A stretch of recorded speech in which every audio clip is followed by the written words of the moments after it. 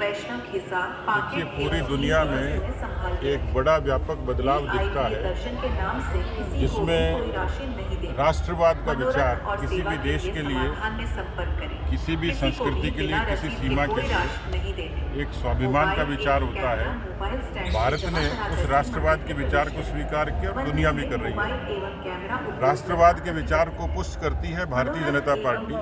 प्रायोजक हैं cancer healer centre, a new beginning. नीतियों से और व्यवहारों से, और इसलिए कश्मीर से कन्याकुमारी और अटक से कटक तक पूरे देश के पटल पर, और केवल देश नहीं दुनिया के पटल पर सबसे बड़ा राजनीतिक दल बना।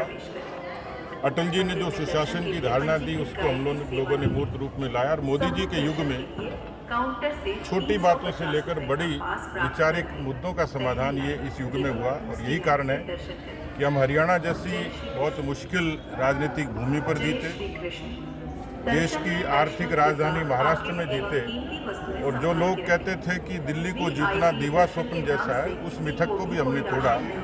ये साबित करता है कि बीजेपी अब हिंदुस्तान के मतदाताओं की पसंद की पहली पार्टी बन गई है, और राष्ट्रवाद का विचार अनंत काल तक चलेगा। ये आनंद के साथ हमारे लिए चुनौती भी है।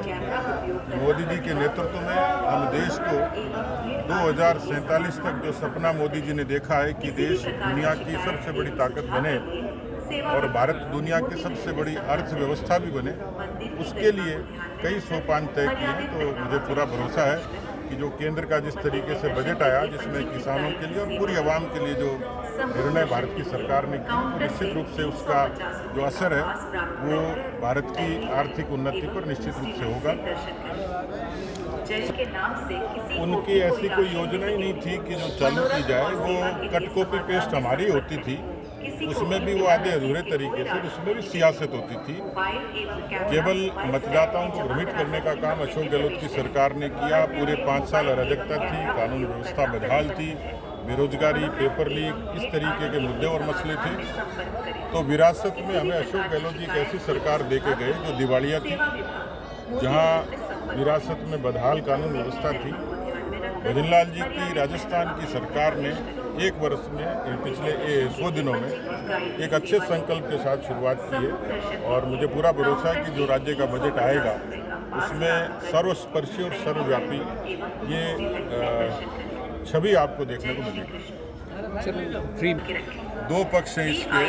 हिंदुस्तान में मतदाताओं को लुभाने के लिए और मुफ्त की चीज़ें बांटना सरकारी खजाने से, इस पर एक बड़ी बहस हो सकती है। लेकिन एक ऐसा तबका भी है कि जिसको आर्थिक रूप से ताकत चाहिए, संबल चाहिए।